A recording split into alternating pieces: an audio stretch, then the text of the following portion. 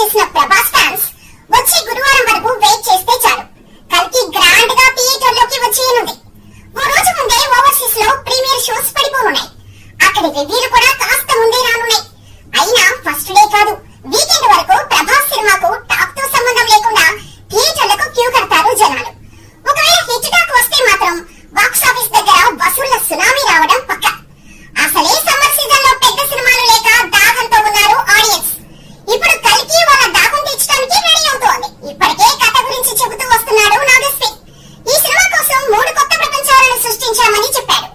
ప్రపంచంలో చివరి నగరం కాశీ క్రమేపీ దుర్భర నివాస ప్రాంతంగా మారిపోవడం, మరోవైపు ఆకాశంలో కిలోమీటర్ మేర ఉండి మరో ప్రపంచం కాంప్లెక్స్, ఇవన్నీ కాకుండా 3వ ప్రపంచం శంబాలా ఉంటుంది. ఈ 3 ప్రపంచాల మధ్య జరిగే యుద్ధమే కల్కి కథ అని నాగశ్రీ చెప్పుకొచ్చాడు.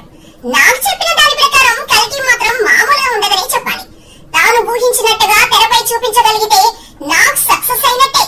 అదే జరిగితే వెండి తెరపై 3 గంటల పాటు మనం అద్భుతం చూడబోతున్నట్టే.